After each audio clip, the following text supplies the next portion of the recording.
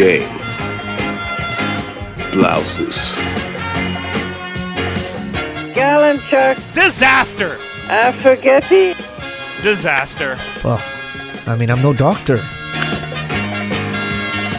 We now join America's most popular show, already in progress. Everybody loves Mitch and Sean. You guys are the greatest duo.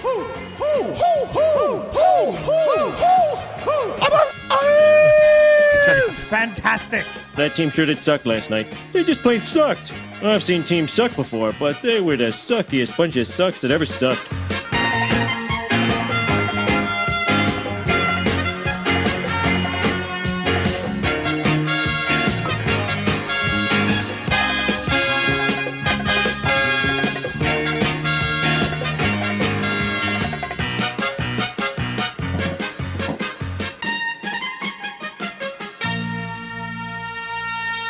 Hello, everybody, and welcome to another edition of the Post Game Pints podcast with myself, Mitch Gallo, and my VBF, Sean Campbell.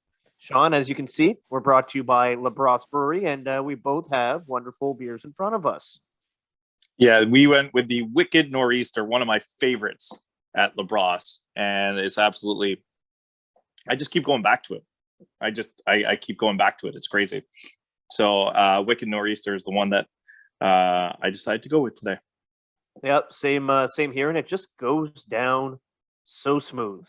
So don't forget to check out LaBrosse Brewery, and thanks, guys, once again for being such great partners for the podcast. We will have a guest coming up in just a few minutes, Pat Dussault, TV writer, comedian, and apparently pretty good athlete, Sean. He's going to be joining our senior league team, the Caraboos. Who said this? I thought I was the general manager. I never approved this. Apparently not, and he is on the team. I guess it was my role as assistant general manager, Camel, that got the job done here. But before we get to Pat, just want to talk about some of the things going on in sports right now. And man, oh man, are you able to keep up, or are you only watching hockey? Oh no, I'm trying to keep up with everything. The baseball is kind of where I'm at. Like, just it's right at that point of the season. It seems pretty good that, you know, the two teams are the top teams are separating from the bottom teams. I love watching my Angels. How about Pujols is a Dodger now? Like, there's a lot going in NFL wise. It's only the Aaron Rodgers story, right? Yeah, I guess that's the saga that continues in the NFL. At least don't have to keep up with the NFL so much right now. I'm with you on baseball. I know nobody cares about my fantasy team. However, nope. Baseball fans received a major blow today, the day we're recording this podcast, Sean. Mike Trout out 6 to 8 weeks. And as somebody who had the number 2 pick in the draft and chose Mike Trout, I am hurting today. And baseball fans are hurting. And you who likes watching the Angels, you're going to be hurting. I know you watch them for a different reason. And by the way, our guest, Pat Dussault, Sean, is as high on Ohtani as you. So I think, I might have to step away and just let you guys have a conversation about Ohtani. But man, oh man, when you're missing the best player in the game and Mike Trout for 6 to 8 weeks when he was off to such a fantastic start, one of his better starts in many, many years, that sucks for the game of baseball. Yeah, it's a big blow losing a Mike Trout, and at least it's not 6 to 8 months. I think that's the biggest thing that hasn't happened yet. Right, 6 to 8 weeks, not 6 to 8 months. As he has some kind of a muscle strain. And the other thing in sports right now that is so interesting is the NBA's play-in tournament. I love this format, and it's something we haven't debated, and I don't know how long they keep it for. But just to explain it very simply, 7, 8, 9, 10 play in a tournament, but it is weighted towards 7 and 8 to make the playoffs. So 7 and 8 play in a game, 9 and 10 play in a game. The winner of 7-8 makes the playoffs, and the loser plays the winner of the other game to try to make the playoffs. And I'm looking forward to game number 1 between Golden State and the LA Lakers to find out who makes the playoffs there. I think it adds intrigue towards the end of the season. A bunch of games down the stretch have been fun to watch, and I can't wait to see what LeBron James and company have in store. Yeah, we kind of saw this with baseball expanding their playoff format just a little bit, and they have that extra wild card game that they added, and it's kind of like a little bit of a mix. And I wonder if the NHL might want to go down this route. I'm okay with it. I like the little intrigue. I think it keeps a lot more teams involved. But I could see you being there in seventh. You're like, man, I scratch and claws to seventh, and there's 6 really good teams ahead of me, and now I still have to win a game because you have to win a game, and you're allowed. If you're 7 or 8, you're allowed to lose one, but you still have to win a game to get in the playoffs. That's a lot of pressure for a team that has worked really hard to get to the end. I don't mind it. I don't know if it's something they're going to keep. I don't know if they're going to keep it, and I know you say you don't mind it, but you always tell me, Sean, if you don't like it, be better. Be better. I've heard you say this. Be better, right? So if the Warriors or the Lakers don't like it, or the Spurs don't like it, whatever, be better. All right, I'm going to Mitch let you introduce our next guest here on the Post Game Pints podcast. I'm just going to step away for 1 second, and I'll be back with you and your guest and our guest. Post Game Pints podcast brought to you by La Brosse Brewery, and we welcome in our guest right now. He is a TV writer, a comedian, and I think you might know him best from the Sportsnet Go. And I think he's appeared on TSN in various different forms as well. I think we have him connected to his audio. We do. There we go. His name is Pat Dussault. Pat, welcome to the Post Game Pints podcast, man. Thanks for joining us. Oh, guys, thank you for having me. How's it going? It's good. Apparently, you're on my baseball team now. No one told me this. I run the show. I'm the general manager. Like, we have a baseball manager. No one told me this. I am so excited. I am going to be nothing but trouble. That's amazing news. That delights me. The mere fact that I'm able to play in July and August is going to be the biggest mitzvah at all. Because I play in a league here, and it's my favorite thing in the world. And I usually have to go back for Just for Laughs, and then we usually piggyback that with like time off for my wife and my kids when we go up to the Laurentians. So I'm out usually July and August, and so I come back for the stretch drive, and I'm just rusty as hell. So I'm psyched. I'm delighted that you're there. Well, you play. The fact that you play baseball, that's great. You're better than all of us now. It's, you know what though, man? It's like, to me, for me, baseball is sort of like what I imagine surfing is for surfers, and definitely like bowling for like the people in Lebowski world. Like, it's just, it's a shorthand. And there's something about people that play for sure, but just like broadly, like I feel like baseball people 8 times out of 10, I will get along with you. Like, without knowing anything more, if I know that you're a baseball person. But then there's like the 2 out of 10 that are.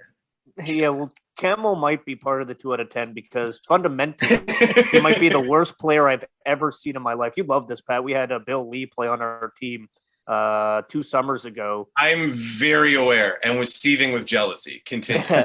Well, Bill was not impressed with some of Campbell's on-field choices, shall I say? I was 2 for 2 at the plate. No errors in right field. Like, just relax. I coach minor baseball. I teach the kids all my fundamentals. Like, nice. Look, there's no problems here. I don't, I always say basically Campbell looks like Hunter Pence. He does. Oh, that's a good call. And also, I will say this: as long as you win the parking lot, that's all that matters. That's the guiding principle of men's league baseball. Champion. Campbell's the last one out. Hey, listen, guys, I wasn't joking the other day. I remember you both from my Hurley's days. You guys can hold them up with the best of them. Cheers. So cheers, man. What's your story? Montreal, Toronto. You're going to be here. What's going on? Montreal in my heart forever. But no, I live in Toronto. It just so happens that we spend the summer in the Laurentians, because I miss Quebec very much. And my parents are up there. My in-laws have a country house there, so it's like a easy way to see everybody. My sister flies in. My sister lives in Sweden, and she flies in with her husband and their family. And my sisters-in-law live in Vancouver and Montreal. So it's just sort of a lovely time to all be together. And like I said, usually it piggybacks with JFL, so it's like I'm already home doing the festival, and so I can just go right out. All right. So you said JFL. A lot of people are still like, "Who's Pat Dussault?" And they're like, "Wait, I kind of recognize him. He's My brain. he's been on some of those Sportsnet commercials, and he doesn't, you know, he looks a little bit more well groomed than he is on this podcast, at least." This is my tree planter look, guys. Yeah. I've reached the tree planting stage of the pandemic, and this is the best I can do. But in Just for Laughs, back when there was that one time PK Subban came out and tore the house down, and everyone's like, "Oh my God, PK Subban has so much personality. He's so funny, blah, blah, blah." When you hear that, does that make you smile because you wrote every single one of his jokes? I did write. It does make me smile to have written the jokes, but I will say he does have. I mean, you guys would know as well as I. Like, he does have that personality and that charm.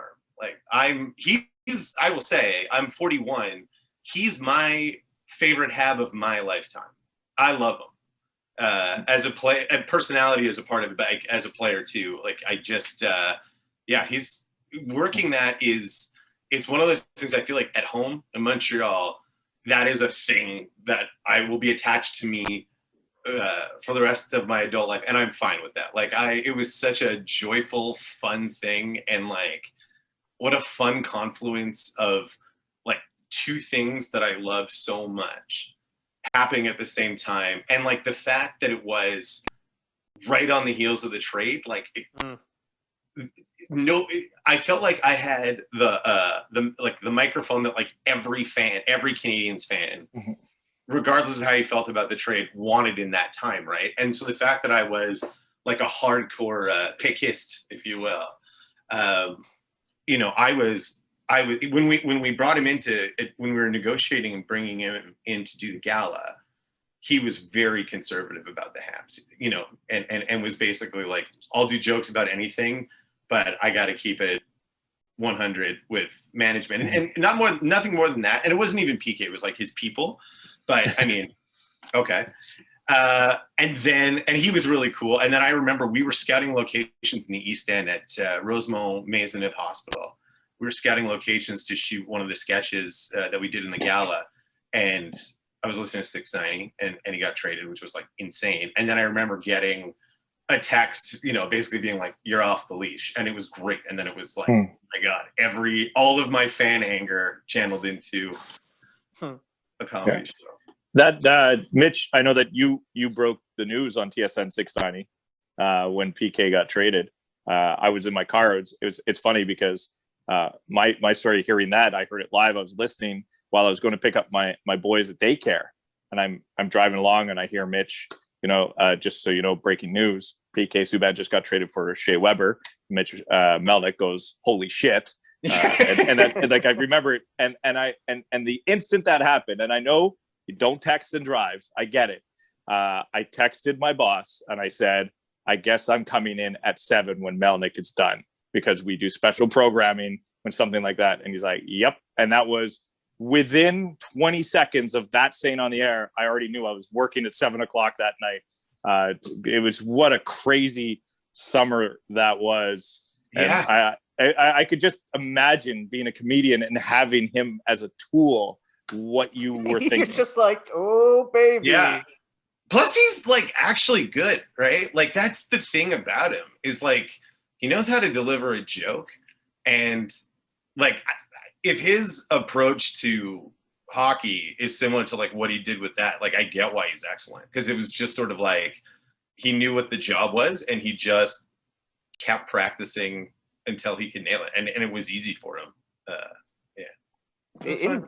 In general, what's it like trying to get into somebody else's head and try to deliver a joke in somebody else's voice when you're writing for something like that?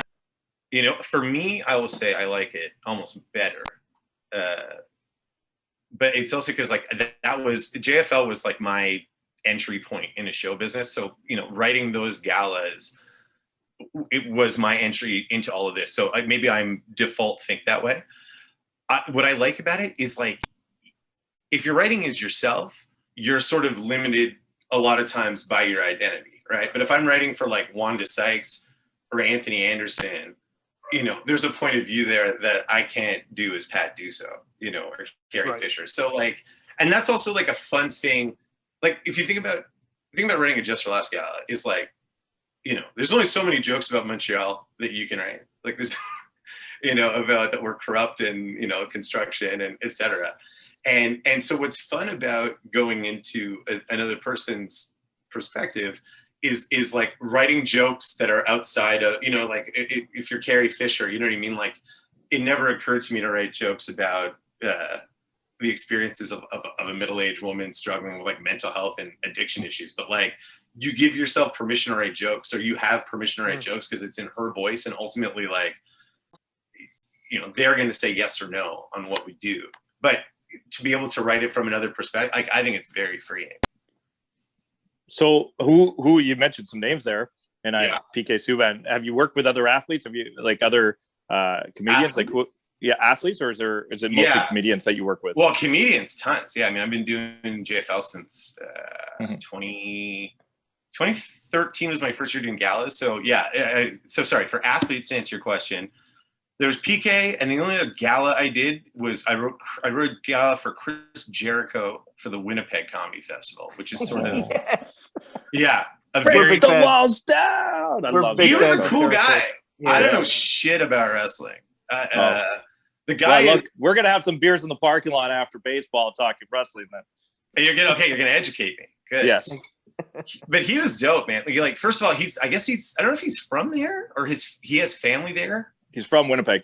Yeah. And the Irvines, I mean, I know Ted Irvine, the hockey player, like they're royalty there. And he was like the mayor, the 2 or 3 days that I hung out with him there, and everybody just wants to say hi. And he's like salt of the earth Winnipeg guy who just looks like fucking Thor.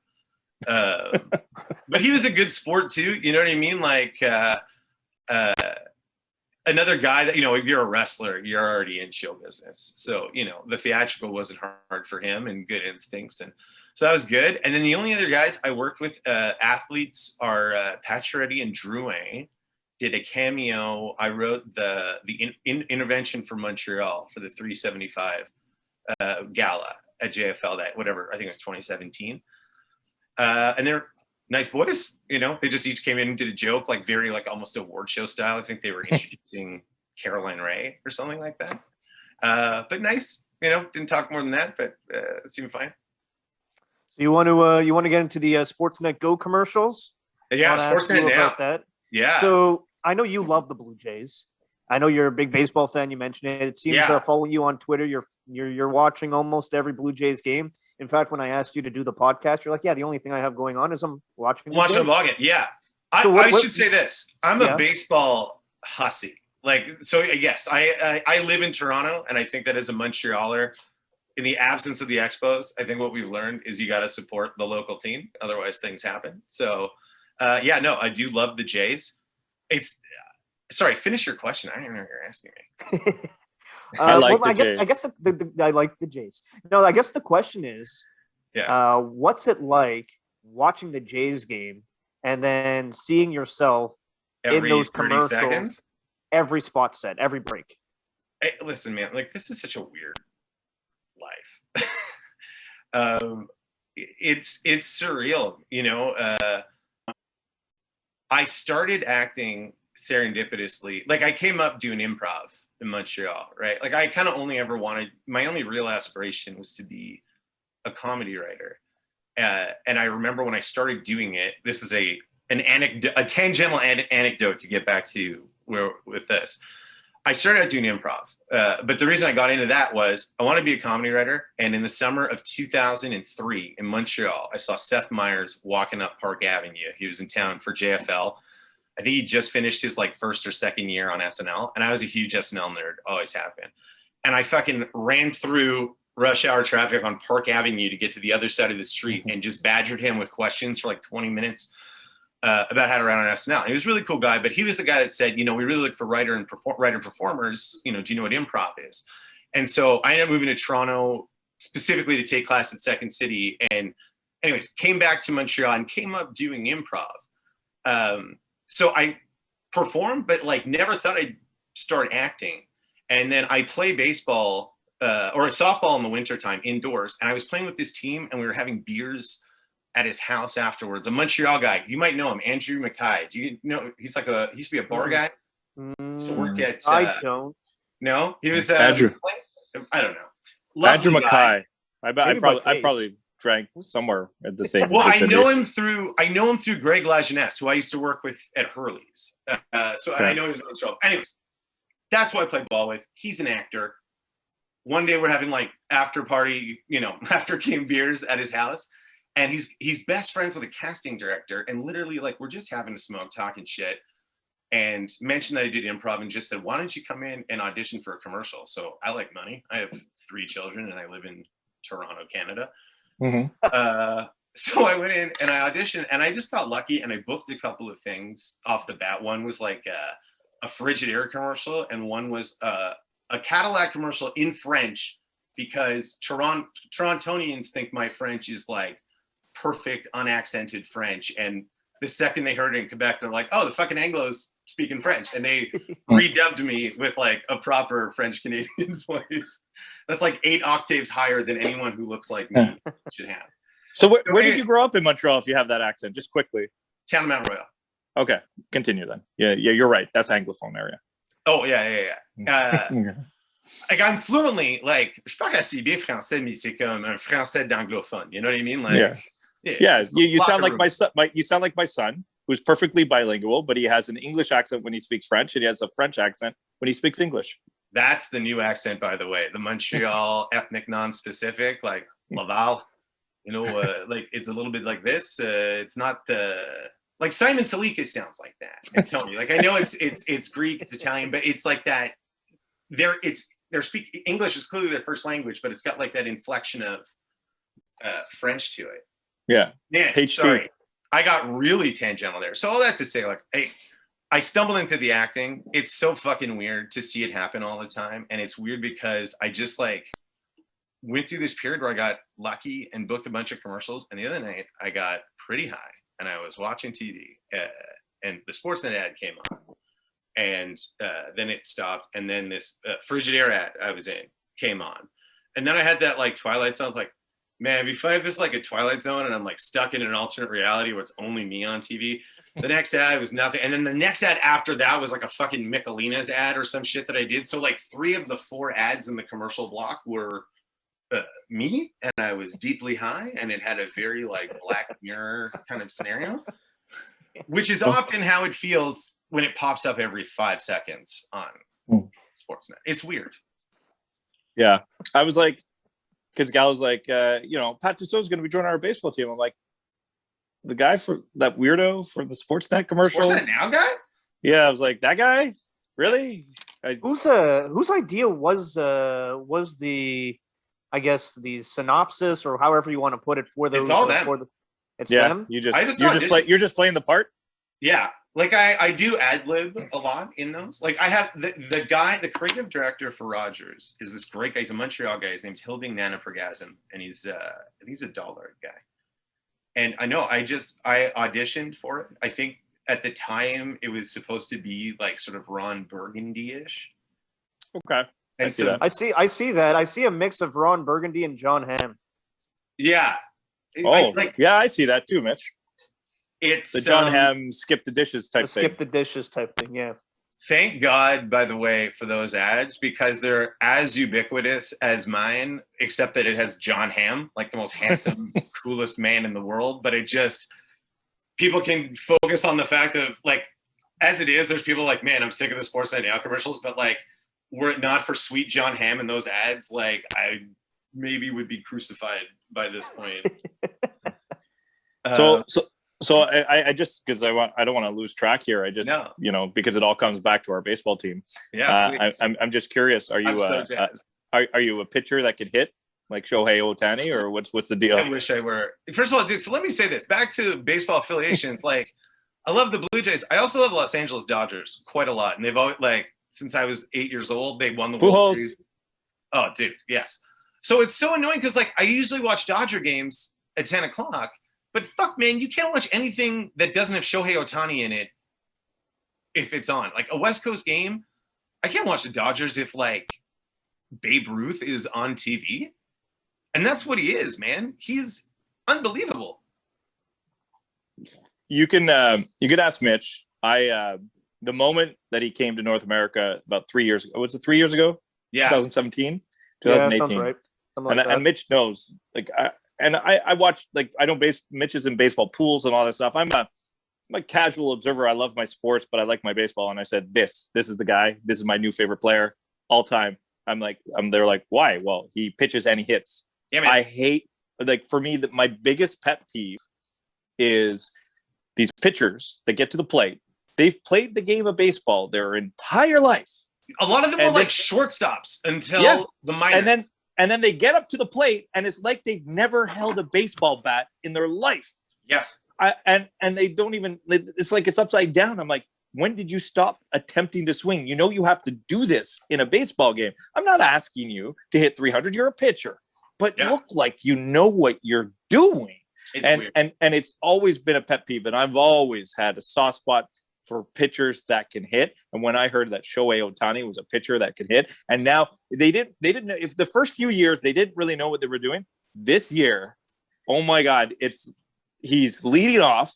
He's leading the league in home runs. His pitching he's healthy. This is exactly what I want. And I just wish there was more players like Shohei Ohtani. I don't know why there isn't.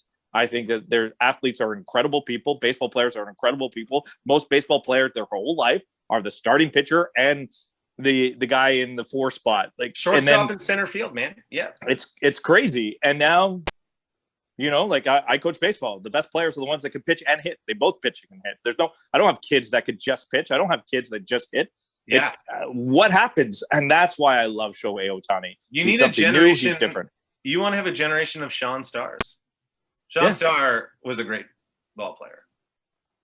He used to play in the league that we played in way back when. Yeah. And it's funny because with this anniversary, I went and found my old emails and I was like, hey, did you play the Cobras tonight? Because he was on another team.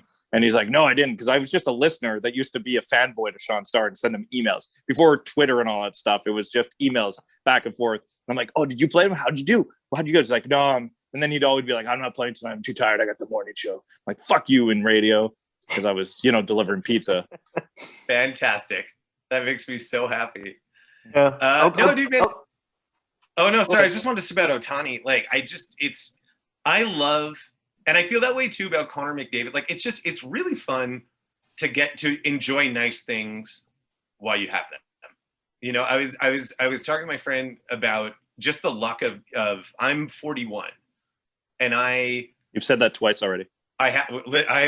When you turn 41, you sign a personal services contract that requires you to do it. It's a weird thing. And Pat, I'm older than you, so don't worry about it. Are you really? And he mentions it all the time. His age. You look great.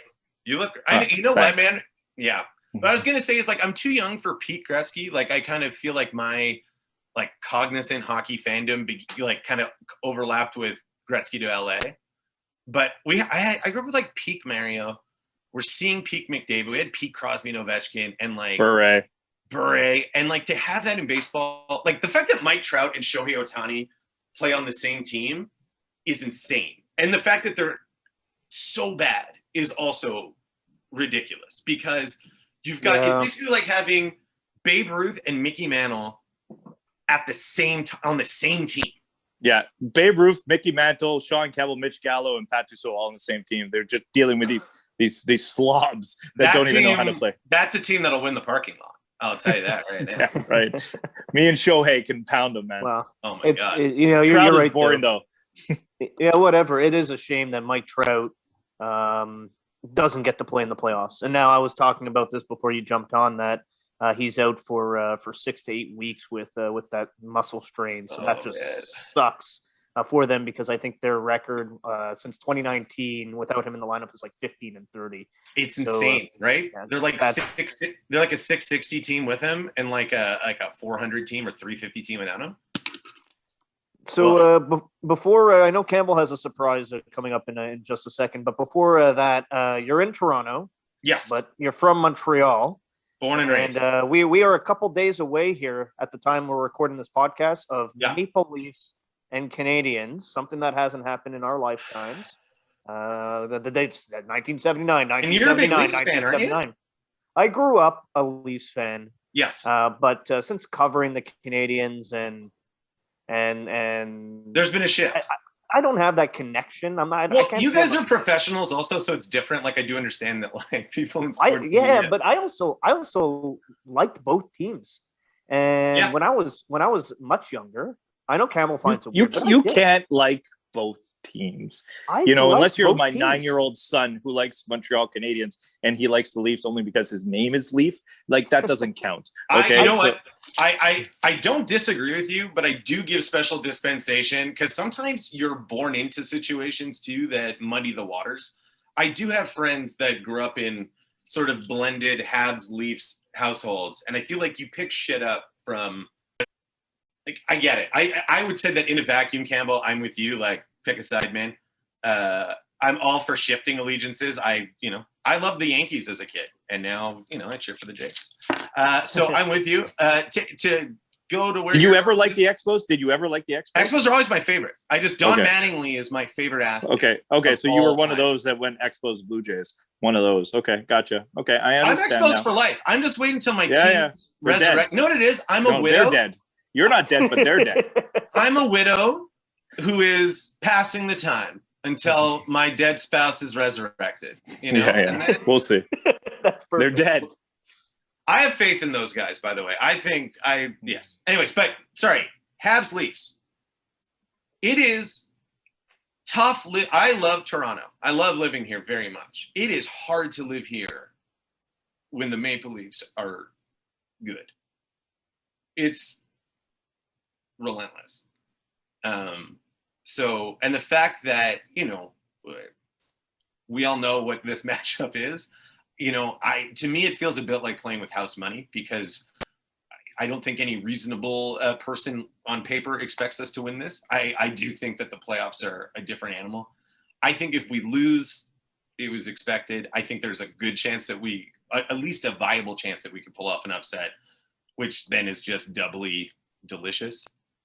But yeah, man, I mean, Yeah, I love It's the pretty we's tough, and the I mean. us's. I love What's the that? we's and the we's and the us's. I like you. Yeah. You play for the Canadians. I know you and PK are tight, so it's like it's the we, it's us. Yeah. Campbell, but It's yeah. something. It's something that Mitch and I catch on to all the time when someone It- says, I hope we. I'm like, who's we? Like, what? it's true. What part I will of you say are though, part- do you know another reason I do that though is I love living here, but I do find that I do things to like reinforce my Montreal, like lay out my Montreal bona fides even when I'm here too. Like I do a lot of we and using in referencing Montreal that like it may even just be for myself as a reminder that like I'll never be one of them.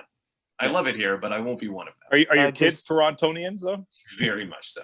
Okay, My Mitch, son- quickly because we got to get the pop. Yeah, I quiz. have a Leafs fan son, which is The only thing I was going to say, Campbell, is it's uncanny how Pat's description of being a Canadiens fan in Ontario just goes hand in hand with every caller we get on our post-game show on TSN 690 when they are Ontario Montreal Canadian fans.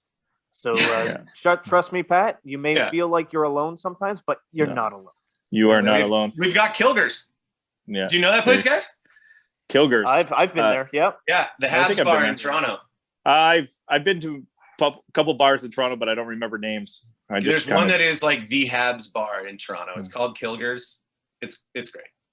It's the All place. right. I just want to give a little shout out to Wolfpacks, wolfpacks.ca. Pat, do you own a dog? I do own a dog. Okay, well, you should check out wolfpacks.ca, and then you get a little surprise every single month. You just subscribe, and you get a present for your puppy every single month. Wolfpacks.ca. Check it out. WOOFPACKS.ca. You get toys, treats. I mean, I don't own a dog, but I know that Mitch and Vader enjoy it, and I know that whatever your dog's name is, which is probably Lois. something.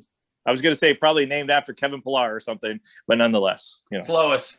Flawless. Woof, Okay. woof, woof, I woof. love Vader. Good for you. Yeah. All right. I got a little just before we go here. It's Okay. very short. We like to finish our post game pints podcast here with a pop quiz. This Okay. pop quiz you can work with Mitch Gallo. You're my two baseball guys. Okay. It's a baseball pop quiz. All Okay. right. I only need 3 names. Mhm. There's only 3 names that I need. Okay. Since the year 2000 in Okay. Major League Baseball. Can we go back In that far? the year 2000. 20 years? You guys have been watching baseball for 20 years? that good, Mitch? Is that too Sure. far? Yeah, My I'm short good with term, yeah, whatever. my memory's not what it was. All right, because we were talking about Shohei Ohtani, and he doesn't really Okay. count as a pitcher that hits home runs, right? Because he's got like 13 already this year, and he's a Mhm. pitcher, but he does the DHing and blah blah blah. There have been 3 pitchers Mhm. with 5 or more home runs in a season.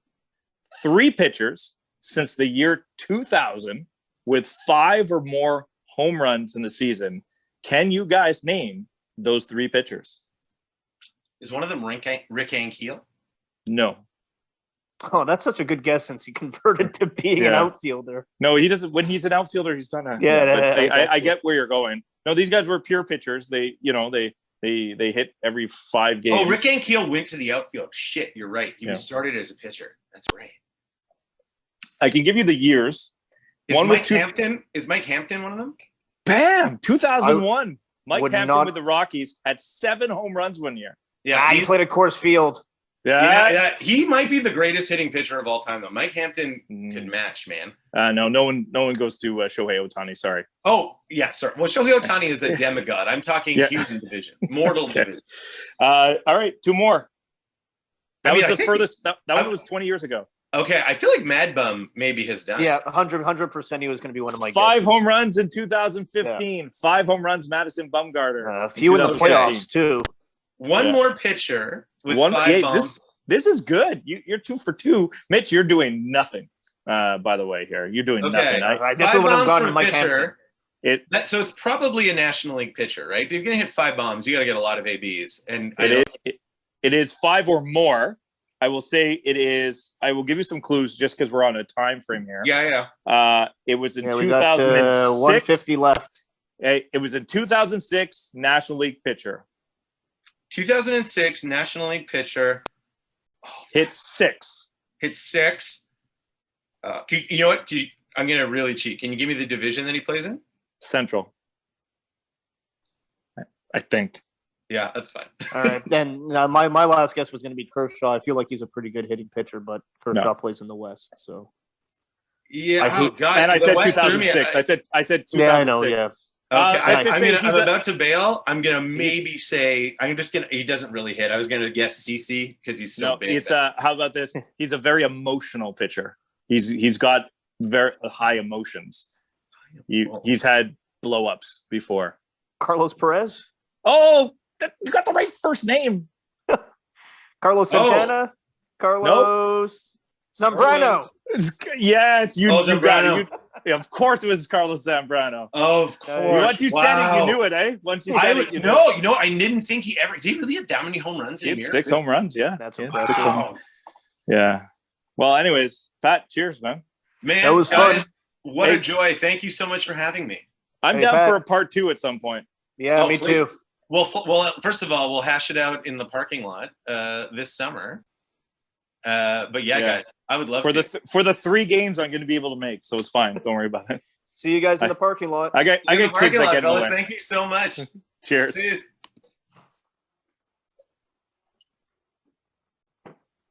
Well, how's that for your entertainment value? They've done their job very, very well. No, no, no, no, no, no, no, no.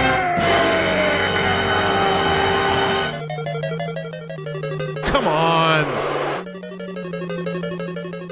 VBF.